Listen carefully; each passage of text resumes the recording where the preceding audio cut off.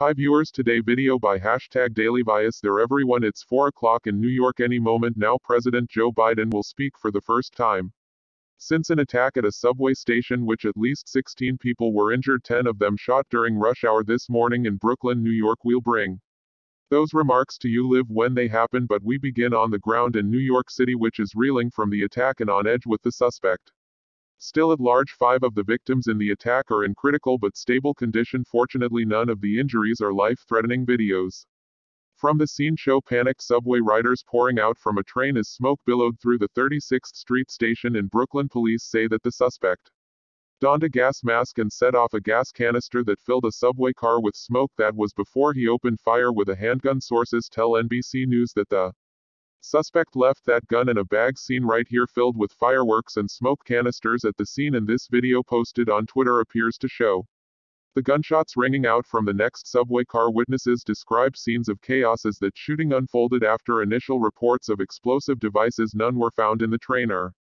on the subway platform. Police are not treating this as an act of terrorism at this time, but they have refused to rule out the possibility as they conduct a major manhunt for the suspect. At this hour, authorities are searching for a U-Haul truck with Arizona license plates that may be linked to the suspect. Their search has been hampered by the fact that the security camera at the subway station was not working at the time of the attack. That's according to the mayor. The attack comes amid a major uptick in gun crime in the past few years that has left New York City less safe than it was before the coronavirus pandemic. Mayor Eric Adams, who is in quarantine after testing positive for the coronavirus, said right here on MSNBC that the suspect intended to terrorize New Yorkers. Watch that. Anytime you have a person that uses a smoke device and you have a person that discharges a weapon in the system that appears to have placed a gas mask on his face, that is a person that is intentionally trying to terrorize our system. Once we apprehend him or her and do a thorough investigation and determine the motivation behind this act, we can make an official determination on what it is, but we're not going to leave any stone unturned. And everything is on the table until we can zero in on what was the motivation behind this. But one thing is clear, they wanted to bring terror to our city.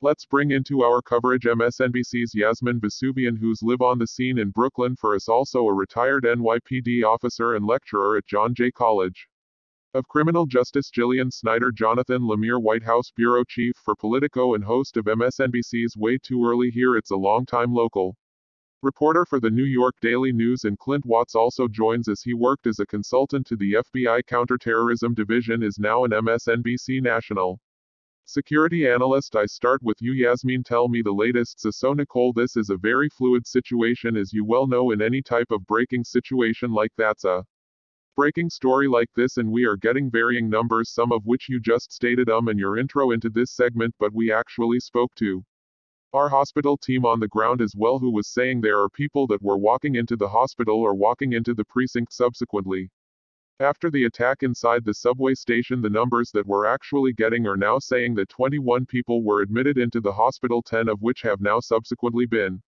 discharged. 11 are still there, all of them though thankfully, as you said, are in stable condition. You think about this city overall, Nicole, still very much a manhunt searching for this suspect, this individual who opened fire on a train car early this morning around 8:30 a.m. when police officers were called to the site because of smoke that was emanating from a subway car. There was mass confusion, right? You showed the video there. People didn't necessarily know what was going on, and as the smoke came out of that subway car, followed were individuals that had been shot in the leg and the knee and the arm because of this attack on a subway. And you know the city, Nicole, I live in this city, this is my home, I've lived here my whole life. New Yorkers were trying to get back to normal here, right? We are on the heels of 3 years of COVID, and we got it pretty bad here in this city, and at this point we are starting to return to work slowly but surely. During rush hour it's not necessarily as crowded as it normally is, but at 8:30 in the morning you've got a lot of people going back to forth, and you have kids on the subway heading to school, and it was fairly crowded at that time because it's a beautiful spring day and people are trying to get back to normal, and that was the scene at 8:30 this morning. I'll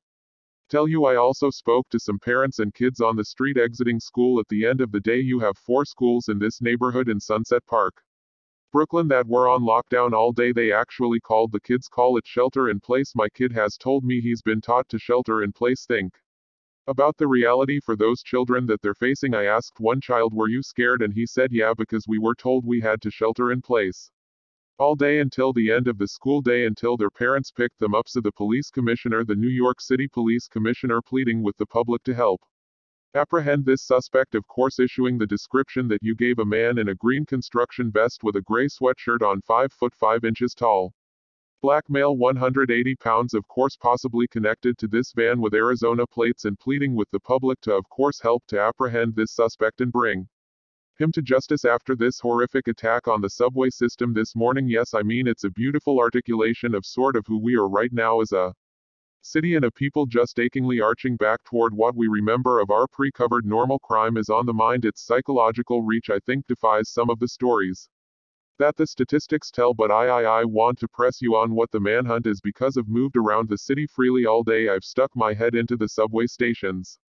None are closed, none have cops stationed in or out of them. What are they doing? What does the manhunt look like? So I'll tell you, when we had the press conference, I believe it was supposed to be around noon Eastern time here. It got pushed to around 1 p.m. subsequently, but we didn't learn a lot of information from that press conference, and that was on purpose, right? Because they can't necessarily give as much information as they have, because they want to make sure they apprehend the suspect. I'll tell you, as you mentioned in your lead into this, one of the issues that they're facing is, despite the fact that most subway stations have surveillance footage, surveillance video, surveillance cameras inside of the subway areas, this one was broken. That's bad luck, right? But there is video cameras all throughout the city, which you well know, right? And it's been a point of controversy for a lot of individuals, but one of the reasons they have those in place are for situations like this. This is not a city that is unfamiliar with attacks, whether it be a terrorist attack or a lone wolf attack, or someone who is having a bad day and decides to open fire on someone. That happens in cities like this, and metropolises like this, in urban areas like this. So right now they're trying to comb all of the surveillance footage they have. It may not be the video camera inside the subway system, but it's others. And they're really counting on witnesses. They're counting on witness descriptions, or counting on people that were there, that experience what took place in that subway, and they're counting on people in the public that are watching MSNBC and other networks to call in with any kind of tips that could lead them to the suspect, the NYPD. You've got a lot of force involved in this. You've got a lot of police presence still here at 36th Street and 4th Avenue. I'm surveilling the area. You got copters, choppers overhead as I'm speaking to you as well. So as the mayor put it, they're confident they're going to find this individual, but it may take some time, of course, combing this massive city that we currently live in. Yasmin, if you have reporting to do, I won't take it personally if you duck out, but I'm going to ask you to stick around. I want to bring Julian Snyder into our coverage. Julian, let me play for you what the governor had to say about the suspect. This individual is still on the loose.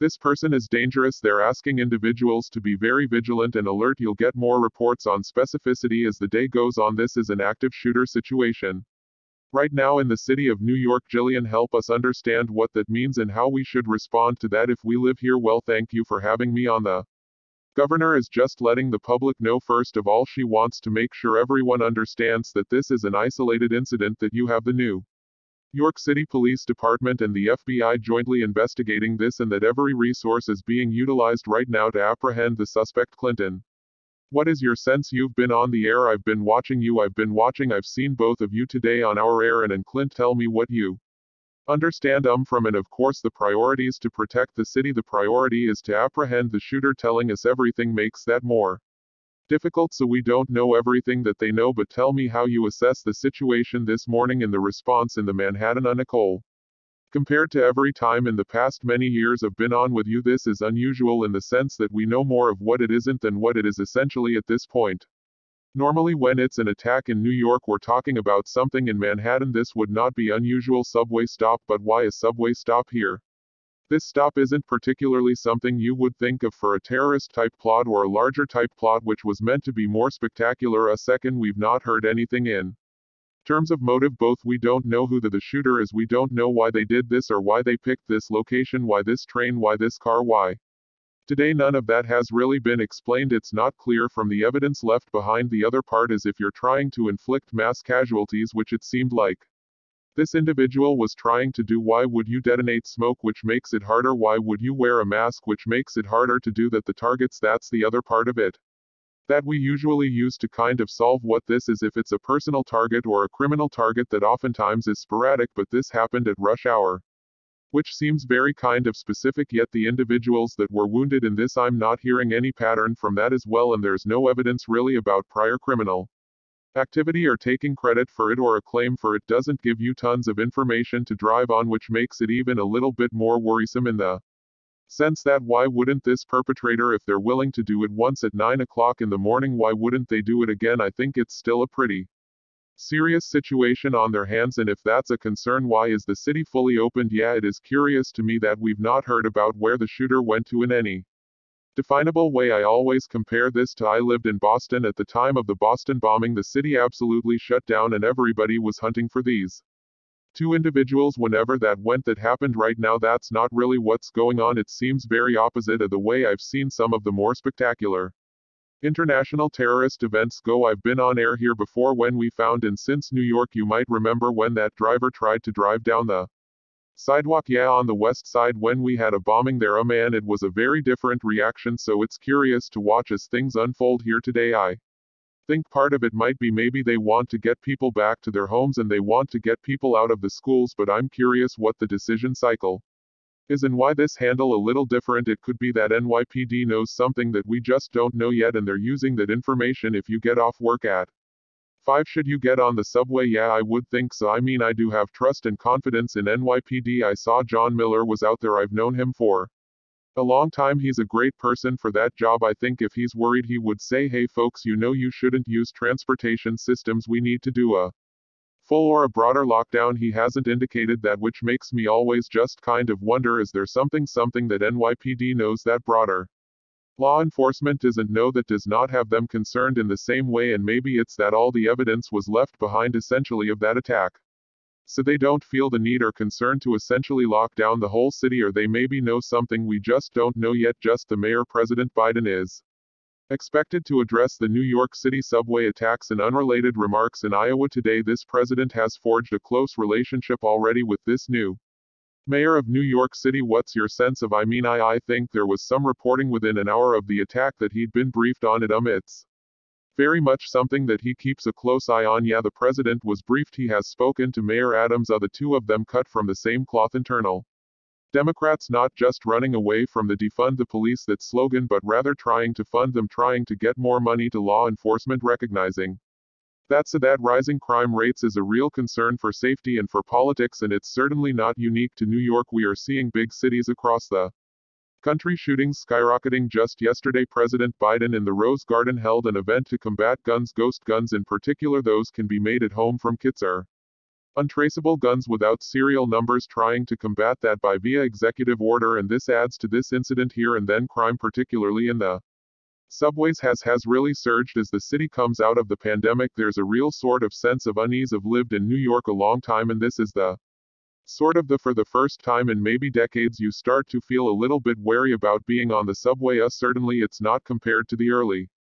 90s or the 80s or 70s, but more than it was, and that's certainly the challenge that Mayor Adams faces. And I think we should take one moment also just to note this neighborhood, this Sunset Park, it's a heavily Latino and Asian neighborhood. It's working and middle class. It's about a 25-minute commute into, whether you're going to downtown Brooklyn or into the city. It's the kind of neighborhood that's for the lifeblood of New York. Not doesn't get the headlines that Manhattan does, but this is who makes up people who live here. And certainly a scene of real terror today. Locked down schools across the region and had people running up those subway stairs to safety in the streets. Yeah, and I don't want to gloss over or let the hours that have passed cause us to lose sight of the victims. As Mayor Adams I think accurately said and tried to articulate, whether or not NYPD classifies this as terrorism or not, New Yorkers were terrorized today, and anyone, and that's why I asked you. People have asked me today, should I get on the subway after work? And I don't know what to tell them. It's probably as safe a day as any. Right there, they've got eyes down there, but that's what everybody thought when they left their house at 7:30 this morning to get on the train. And I wonder what you make of sort of Yasmin's reporting about the terror that kids who spent the day sheltered in place felt after 2 years of being in and out of school because of COVID, and this feeling that we just can't get all the way up as a city. My 2 children are in a public school in Brooklyn. They sheltered in place today because of this, and the subway can't be overstated that it is the lifeblood of the city in many ways. And that I remember I was here working for the New York Daily News when September 11th happened, and is catastrophic in every possible way. That There also was a sense among law enforcement that it actually would have provided more terror, put in quotes, if it's something like that it happened in the subway, because every New Yorker uses the subway, every New Yorker is on that each and every day or often, and yes, ridership is down since the pandemic, but it has picked back up some. It's still the connective tissue, if you will, of this city, this huge sprawling city, and to have something like this happened during rush hour. The train was crowded. We've all seen the videos, the smoke pouring out, people screaming as they're staggering to safety, some of them wounded and collapsing there on the subway platforms. It is miraculous that no one is dead. Perhaps pointed to shooting in the smoke and shooting with a gas mask on. Aim not nearly as effective, but it is, and Mayor Adams is right there. This was, even if not what one would call, even if it's not deemed by law enforcement terrorism, it was terrorizing. Yeah, Jillian, let me bring you in on this. Can you explain what the call is that police get that result? In that picture that many of us just stared at for hours and hours, it looked like hundreds, it looked like thousands to the eye. I'm sure it was more like hundreds of law enforcement vehicles on the scene for hours. Yeah, so everyone's going to respond. Anyone that was in Brooklyn today is going to respond. When you have something like this, the NYPD will usually call a level 2 or a level 3 mobilization, which means every single precinct in the city is sending personnel, because at that moment they didn't know exactly what they had. They had several injuries, people running out. It was a very chaotic scene. Whenever you have smoke in a subway, people that have lived in New York City for many years, it brings them back to what we've experienced in years past, and right now you're going to see that heavy police presence. But just know it that cops are all over the city. They're scanning all of the NYPD surveillance cameras. You have detectives going to all the local establishments, collecting most of your bodegas, all of your Rite Aids, your Duane Reeds, your supermarkets. They have video surveillance, and they're going to be, detectives are going to be tracking, they're going to be trying to attract the movement of the suspect as he exited the subway station. Jillian, do you want to weigh in on sort of Clint's analysis that we know more about what this is not than what it is? What is your sense? I agree completely. Usually we try and rule out things, so before speculating, before making conjecture, we want to know what is this not. So thankfully we've already determined that it doesn't seem to be an act of terrorism, although it was terrorizing. It doesn't look like this was an act of terrorism, and that's important to know, because that's also going to help the police, that's going to help the feds. They're going to be able to develop a psychological profile of who they should be looking for. Jillian, what is sort of in your view? And again, the priority is to protect the city, to protect the subway, to catch the person who did this, but what is your sense of how much is held back, and what can you take us inside what that sort of push-pull looks like? Well, I don't think that the police department wants to give any misinformation. I think that before they release any concrete factual information, they want to make sure that it's proven to be correct, that they have the proper intelligence from witnesses on scene, whatever they can derive from the evidence that they recovered on scene. There was, from what I know, a firearm recovered, there was multiple high-capacity ammunition magazines, their fireworks, other things, so they are going to want to make sure that they're giving the public factual, credible information. Yasmin, you still with us, my friend? Yes, I'm here. You laid out sort of, I think this moment for New York, and New York not just for New Yorkers but as a destination is trying to get back as well. Broadway shows are open and they're navigating some, I guess, whatever wave this is, some coveted outbreaks of some of the biggest stars, but they're back, and schools are back, our kids are in person, they've been in person through the entire Omicron wave, which is a real feat and a real triumph. But crime is real and crime is up, and I pulled the statistics. In March of 2022, overall crime is up 36.5 just compared to last year. That was sort of mid-pandemic. March 2021 shootings are up 16.2% over March 2021. A silver lining: here are some good news. Homicides are down 15.8 compared to March 2021. Statistics only get you so far. What is sort of the mood and the baseline angst about crime in general where you are? It's interesting because so this morning, Nicole is actually not on the story. As it happens, you get sent out on a story and then something like this breaks and you get redirected here. And I was going to be talking about inflation numbers and gas numbers, and I was talking to people on the ground at a gas station about what their biggest worries were, and I kid you not, Nicole, the number one issue that I heard the most from so many people at that gas station was either the economy or crime. Yeah, and that was before all of this took place, which I found pretty astounding to say the least. And you're right, crime is up throughout the city, and it's something that people talk about not only inside the city but outside the city, and as a New Yorker you often want to defend your home right through and through. This is Where I'm from, this is where we live, and so oftentimes you'll hear from people outside of New York, wow, you know it's tough to be in New York now, isn't it? You know things have really gone south in New York after COVID and crime is up and there's a real pause, a real trepidation to get on the subways. People think twice, I tell you to be honest, there have been times where I thought twice about bringing my own children on the subway. My 3.5-year-old loves taking the subway. He thinks it's such an amazing thing because he hasn't been on it much since we've been inside COVID for so long, and there's been times where I have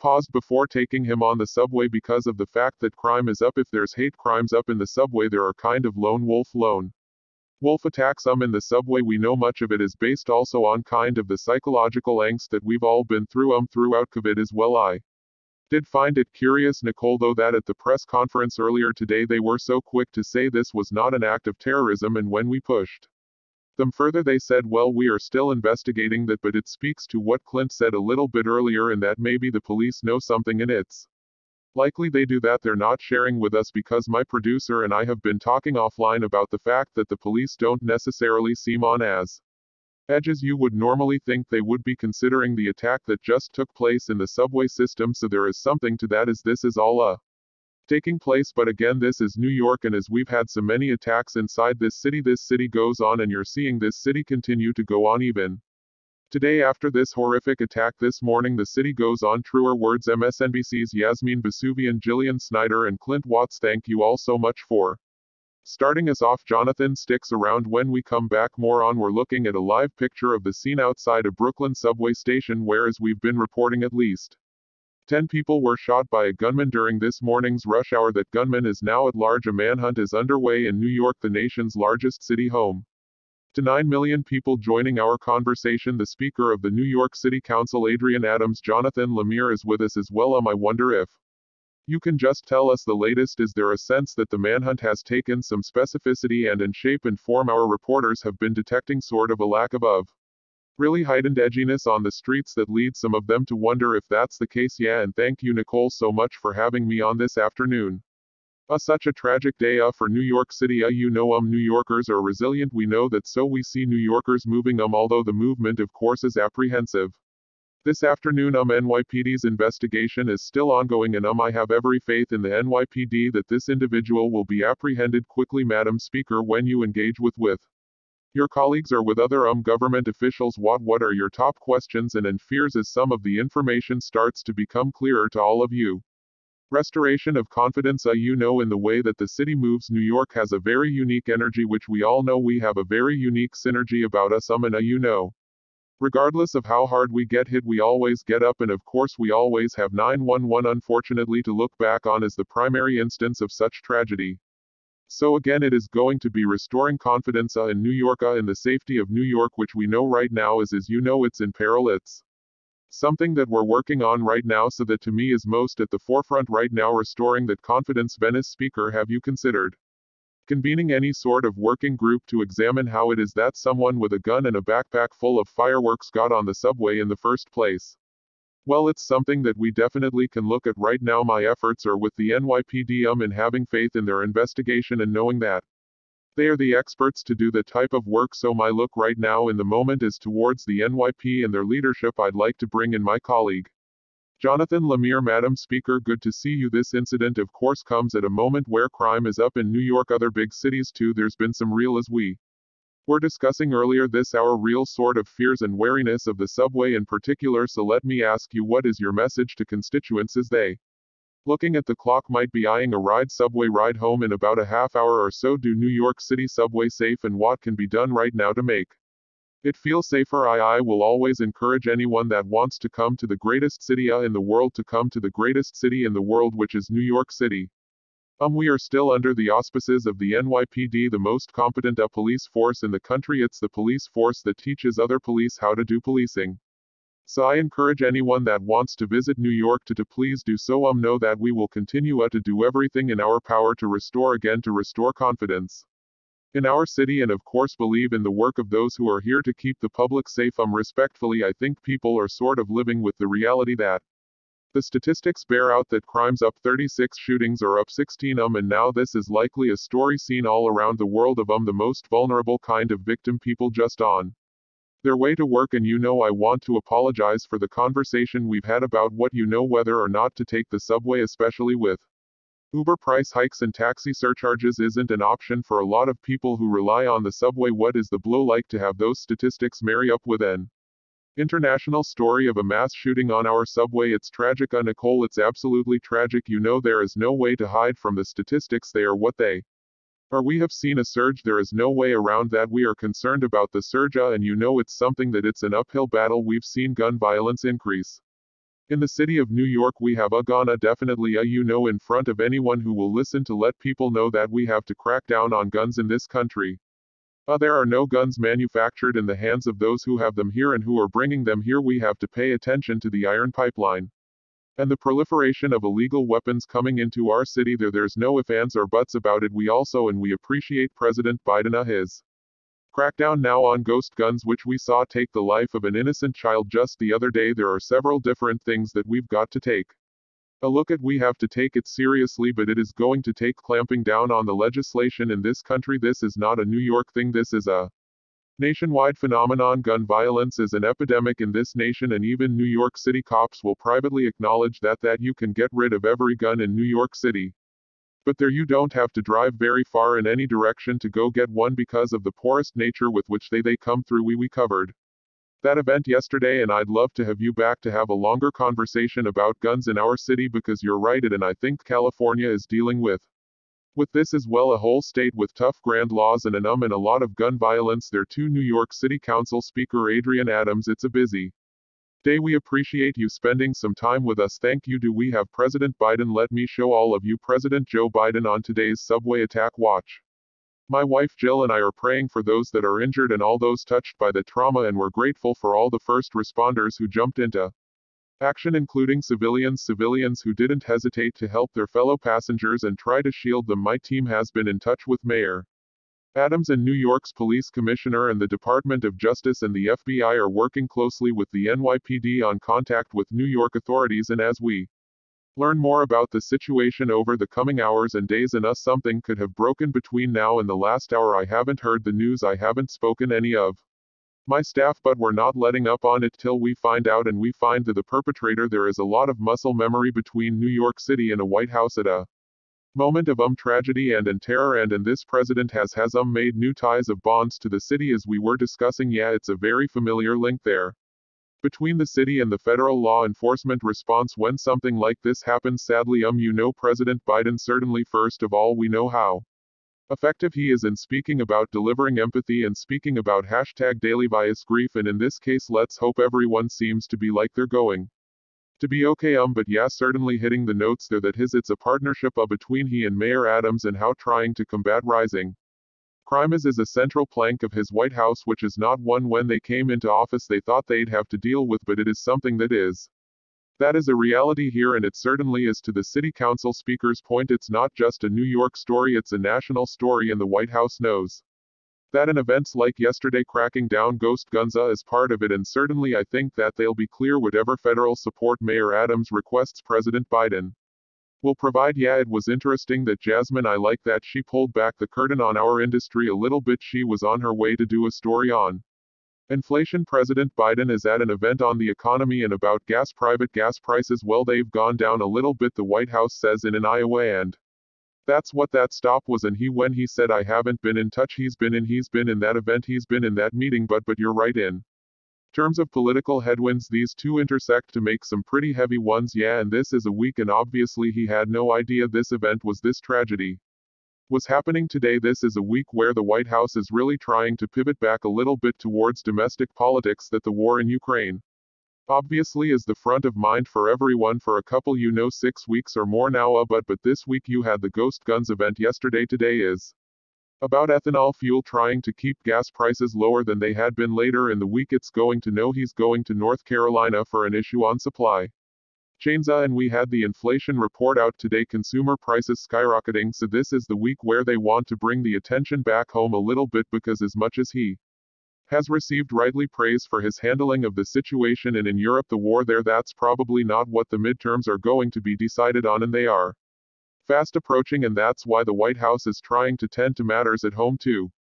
Hashtag Daily Vioce. All right, up next for us the very latest in the January 6th Select Committee's investment. A bearable cascade of blockbuster revelations in recent days about the growing pile of evidence of the Trump coup plot from the January 6th committee, which has concluded for the very first time that we know of that it has reached the bar. It has enough evidence to refer the ex-president to the Department of Justice for criminal charges, but it is grappling with whether to send that referral to DOJ and add that pressure to Attorney General Merrick Garland's calculations out of some concerns of politically tainting any investigation that probe unprecedented, delivering two major wins and indications about the wide net being cast. Rally organizer man named Ali Alexander is now the first high-profile figure known to be cooperating with DOJ, and as we reported yesterday, a federal jury found former Virginia police officer Thomas Robertson guilty on 6 counts related to his participation in the Capitol attack, including felony obstruction of an official proceeding, an important conviction in an important January 6 case, one of just 2 that have gone to trial so far. Joining our conversation, California Congresswoman Phil Loughran, a member of the January 6th Select Committee. Jonathan's still with us. Congresswoman, thank you for being with us. I wonder if you can tell us if you meant for us to know that this bar has been reached, that you have enough evidence, or if it's a product of needing to make some of these filings in the related court cases like the Eastman case. Well, I hate to say it, but I think the media coverage has been an error.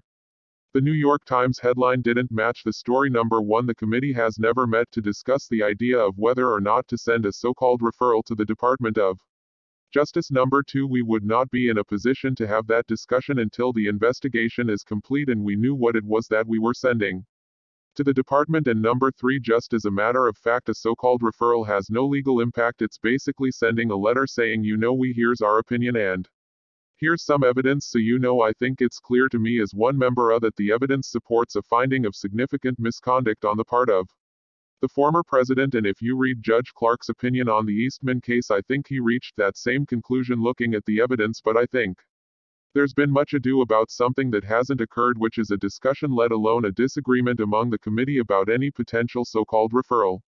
Well then, let me ask you about the facts. I mean, do you have evidence, as Liz Cheney indicated in an interview on CNN Sunday, of criminal wrongdoing on the part of Donald Trump?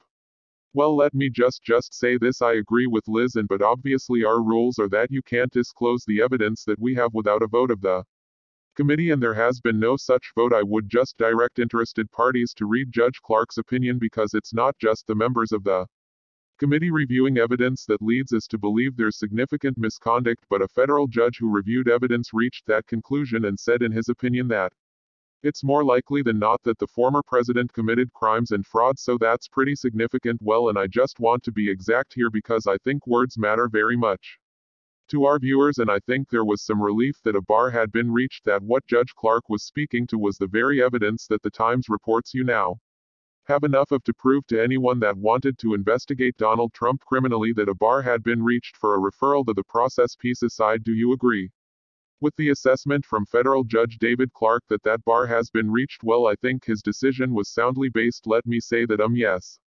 Yeah, we've got more work to do at the committee, and of course we've made it clear throughout we're a legislative committee, we're not a prosecutorial body, and when we have got our report in line, we will release all of the information that we have to the public. And by the way, the Department of Justice, so where we're reaching conclusions. I have opinions. Each member of the committee does, based on what we've seen, but we haven't had a vote or had a discussion on where we are yet. So again, I don't want to get locked in the process, because I think part of the service to the country has been because of the nature of the committee's work. There is a duty to be transparent. There is a transparency to your investigation that has served the public and certainly people who watched Robert Mueller and 2 impeachments come up short to holding Donald Trump accountable. There's a lot of relief that it appears someone is so I guess if you don't like the way this story articulated, it is a relief to hear that you agree with a federal judge who also felt that a bar had been reached on criminality, probably enough evidence for felonies to have been committed. He said, well, of course, as you know, a criminal prosecution has a different evidentiary standard than the case that was before the judge is beyond a reasonable doubt, so there is that issue for prosecutors to sort through. But let me just say this, the committee is not afraid of anything. We're not afraid of speaking out. We're not afraid of releasing our information. We're not afraid of calling anyone who we think will shed light, and we will do Exactly what we think is right to uncover the truth. Will that include subpoenas for Kevin McCarthy and other Republican House members? We have not reached that conclusion, and part of what it's not a matter of being afraid, you also need to be strategic in what will result in more information instead of just endless litigation. Would you mind sharing your opinions about the effectiveness of a criminal referral? If you get to the end of the process, you finished your report, can you just give a viewer, a citizen, a pro-con breakdown of what that would mean? Well, just as a matter of law, a so-called criminal referral has no legal impact. It's different than the referrals we made for criminal prosecution for defying the subpoenas. There's an actual federal statute about that which invites the Congress to go ahead and make that referral, but under our constitutional system, the Congress is not the prosecutor, and I don't think the American people want a legislative body to be a prosecutor. So we have an opinion. We could send that opinion over to the Department of Justice, but under the law it has no legal impact, but it obviously has a psychological and political impact. And your message today is that you're not fighting amongst yourselves. You're not at that point, and people have opinions, but there hasn't been a form to air them yet. I just want to make sure I understand you. That is correct. We've had no discussion in the committee, and my guess is we would not be in a position to have that discussion until the investigation is close to complete. Do you mind or any interest, or could I entice you to share your opinion in this current political climate and all the pressure bearing down on Merrick Garland about whether it would be a useful thing to do to refer Trump criminally? I don't know the answer to that. You know, we haven't had a chance to go through the pros and cons with our professional staff, and I really think there's been entirely too much spinning around among commentators. This is #Daily Vioce, not the major gist of our investigation, and it's not as a fact, it's not been agendized yet. Well, we always appreciate getting to talk to you and hearing it straight from you, so today's no exception. I want to ask you about the work ahead, #Daily Vioce, because we spend frankly more time talking about the actual work, the actual investigation you're engaged in. If I could ask you to stick around through a quick break, I want to bring my colleague Johnson. Let me run as well on the other side. Sure, okay, stay with us. We'll be back with Congresswoman Zillocran in a quick shake. Thanks for watching this video by #Daily Vioce channel following.